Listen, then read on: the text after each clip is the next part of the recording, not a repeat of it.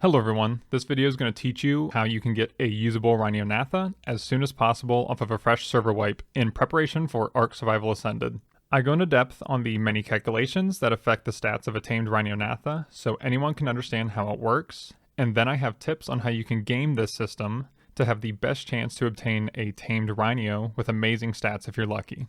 So let's get right into it. If the Rhyniognatha isn't very high on your tribe's priority list, it should be. It significantly outclasses the other flyers on the island in almost every category. Its most significant traits that set it apart from its flyer counterparts is its armor, which completely negates the increased projectile damage that flyers take, and then some. Its resin shooting ability can down other flyers and act similarly to a net gun in PvP, and probably most importantly, its mobility, speed, weight stat, and its ability to pick up a vault while ignoring the weight of the items inside the vault make it leagues better of a farming tame than the RG and Quetzal. You can tame a Rhynio by letting a wild female Rhynio impregnate one of your tamed dinosaurs after damaging the Rhynio below 10% of its max health. One female Rhynio can impregnate multiple tamed dinos as long as you have it trapped so it can't fly away. After the dino is impregnated, the baby Rhynio will incubate inside the dino's body for 53 minutes, and then the baby Rhynio will hatch out of the tamed dino's body, killing the dino in the process. The stats that the baby hatches with will either be from the wild Rhynio or your tamed dinosaur. This is just like the normal breeding process where each stat on a baby has a 50-50 chance of being inherited from either parent. You're essentially breeding the wild Rhynio and your tamed dino together. That means if your tamed dino has a health stat with a value of 40, there's only a 50% chance that it will be passed on to the baby. Even a wild level 150 Rhino will only have about 21 levels of each stat on average. So if you want the baby Rhynio to take on the stats of your tamed dino, you only have a 50-50 shot at each stat. Assuming the baby does get a stat from a tamed dino, there are then 3 criteria during the taming process that affect that stat. Each criteria multiplies the inherited stat between 25 and 100%, so this will never increase the stat, it will only decrease it. The way you can think of it is that if you don't do these things perfectly, then the baby's stat will be nerfed. So let's say the baby Rhynio did take on the 40 health stat of your tamed dino. If you don't fully fulfill the criteria, that stat could go down from 40 to 35, 28, or 20 if you just mess up a little bit, or even all the way down to 1 if you really don't do anything right. The first criteria is called host size quality. Essentially, the higher the drag weight of the tamed dino that you let the wild Rhynio impregnate, the better. To get a Rhyniognatha to impregnate a tamed dino, you must first feed the tamed dino a pheromone that you get from killing a wild male Rhynio previously. These can only be fed to creatures with a drag weight of 300 or more. This minimum drag weight of 300 only fulfills 25% of the host size quality criteria. So if our 40 health tame was a trike, which has 300 drag weight, this will nerf the 40 health down to 10. And if we don't fulfill the other 2 criteria also, it will decrease even further. The host size quality criteria is improved up to a drag weight of 650, where it is 100% fulfilled and will not nerf the stat at all. Dinos that have a drag weight of 650 or more on the island are the Giganotosaurus, the Carcharodontosaurus, and the Brontosaurus. Any stats inherited from these tames will not be nerfed at all. Coming close to those are the T-Rex at 550 drag weight, which will nerf the stat down to 31, and the Diplodocus with 575 drag weight, which will nerf our 40 health stat down to 33 or 34, depending on how Ark does rounding. The second criteria is egg quality. This is just the level of the wild Rhyniognatha that impregnates our dino. At level 0, which isn't possible to find, this will fulfill the egg quality criteria by 25. And it increases by 2.5% per every 5 levels, capping out at 100% with a level 150 wild Rhyniognatha. So if you find a level 130 female Rhyniognatha, which will fulfill the criteria by 90% and impregnate a tamed Bronto with 40 health, then it will come out with 36 health. If you were to impregnate the trike with 40 health, then the baby Rhynio would come out with 9 health, since that stat is being nerfed by both the drag weight and the Rhynio level. These first 2 criteria will only nerf stats inherited from the tame dino. This third and last criteria will nerf stats both inherited from the tame dino and stats inherited from the wild Rhyniognatha. The third and last criteria is craving satisfaction. Once your tame dino is impregnated, it will then start having very strange cravings that you have to feed it every 8 minutes and 30 seconds. For whatever reason, the craving satisfaction is already fulfilled by 25%. Then each craving you feed it fulfills it by an additional 15%. So 5 cravings satisfied will fulfill this criteria by 100%. I think you understand it by now, but having a level 150 Rhyniognatha impregnate a Giga, Karka, or Bronto and satisfy all 5 cravings before the baby hatches is the only way to have the stats inherited from your tame dinos not be nerfed. Doing all of that ensures our 40 health will stay 40 health. Okay, so what you're going to want to do to tame your first Rhyniognatha off of a fresh server wipe is not focus on impregnating a Giga, Karka, or Bronto, and that's because I think there's better alternatives, so hear me out.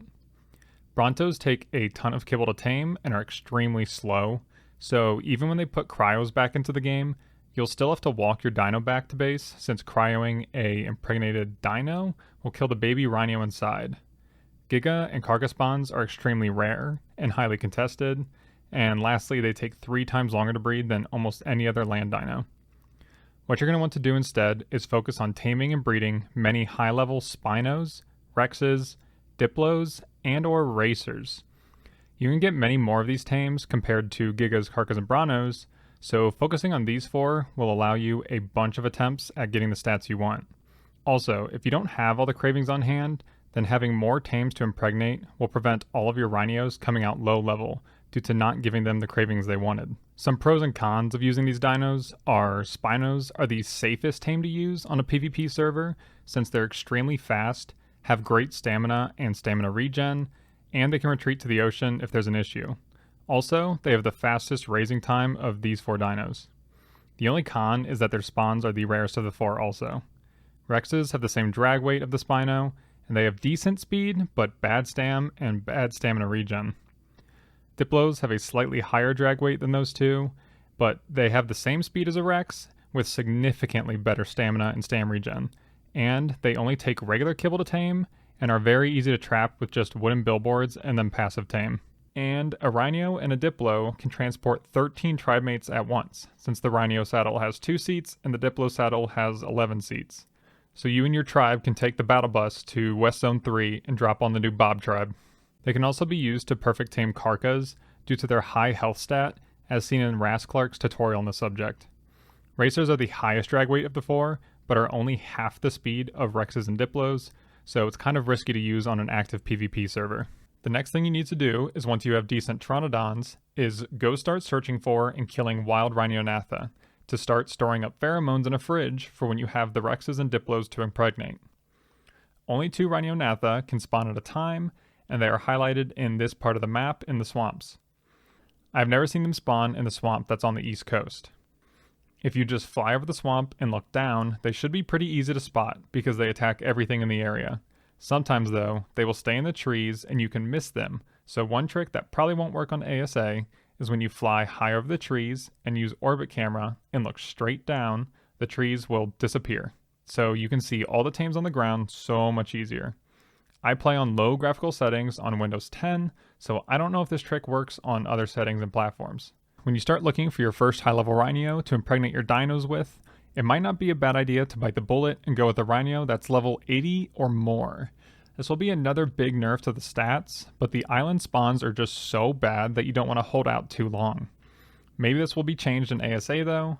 You can get an idea of how the Rhynio spawns are while you're farming the pheromones and make your decision based on that.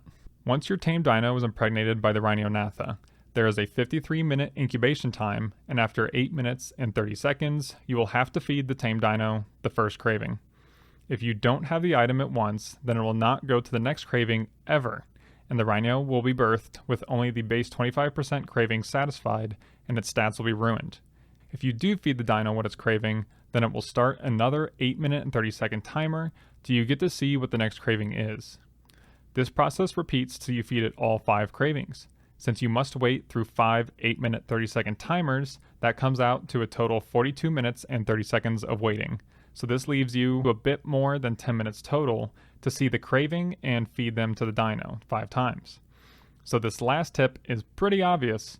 You need to have as many cravings on hand before you ever even find the wild Rhynio you want to impregnate your dinos with. It might not be possible to have all of these depending on your situation, so you just better hope and pray that they don't pop up if you don't have them. If they do though, it's fine because you should have multiple Rexes and Diplos to impregnate, so there are more chances you won't get cucked.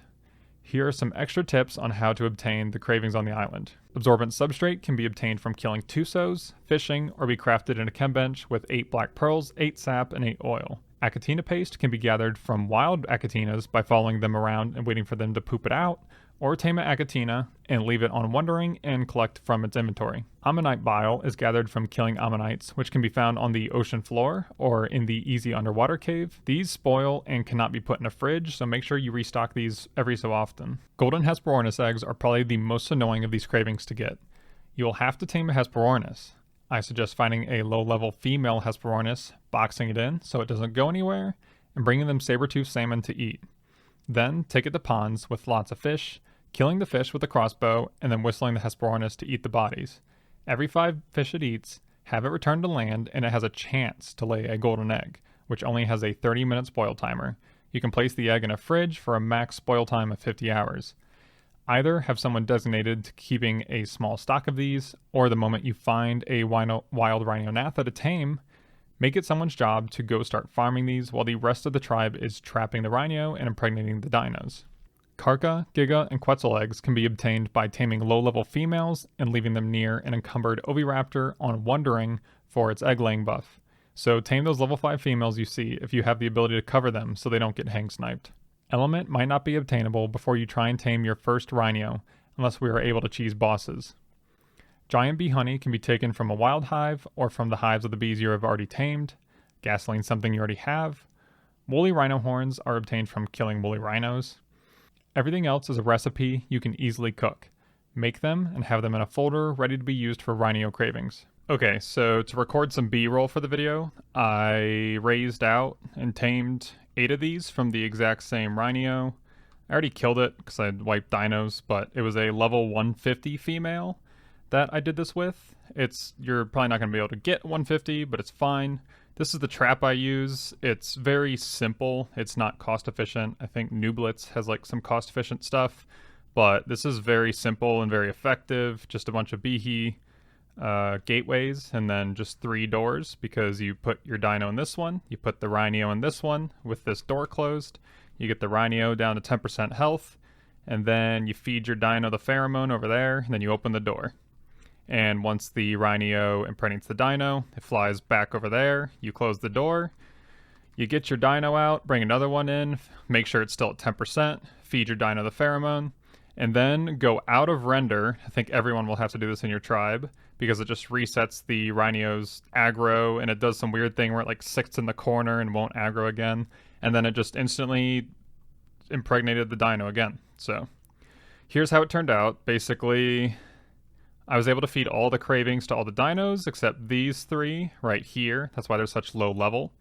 They all had element pop up, and I truly believe that you'll be able to tame a Rhynio before you get element, unless we can like shotgun cheese bosses or something with a Procroptodon spot. And what happened with these stats are these guys got a lot of the same stats from the Rhynio, like this 8,000 health on these 4 guys, which were the Rexes. These 3 guys had the 8,000 health, and then the 1 health from the Rex was this lower one. So definitely the level of the Rhynio makes a big difference, because it's going to affect the stat of your dinos, obviously, as I've said 100 times probably already. And then also, you're going to get a lot of Rhynio levels on these, and honestly, a 150 Rhynio can make a pretty decent tamed Rhynio. That'll work out pretty good. The 1 Diplo that turned out good had 9,700 health, and this is what I mean by impregnating a bunch of Diplos and Rexes rather than a Karcha or Giga, because if I just use like 2 Karchas or something, then it could have came out like with these 2, and like that's nice and they're pretty good, and then a couple of these stats might have been better, but it might have been like your food or oxygen stat and not your health. The fact that I got all these tries made it so these failures aren't such a big deal. And then also this health stat I finally got on the 5th one that I got all the cravings on. Alright, so in conclusion, taming a perfect Rhynio is obviously ideal, but it isn't a realistic goal for your first one. You're just going to want one that can help you carry larger tames for transportation, since there's no cryos. Also, farming resources becomes exponentially easier and faster, and if you get really lucky, you might get one with good health that will help you PvP. These tames don't need a ton of levels in anything to be useful, especially at the start of a wipe, so it's okay to take a few hits to the stats. I hope this helped you make some decisions on how you are going to start your wipe on Ark Survival Ascended, so subscribe if you want to see more of my ideas, like if this did help you out, and comment and let me know if you have any other tips for taming Rhyniognatha, or if you disagree with something I said. See ya!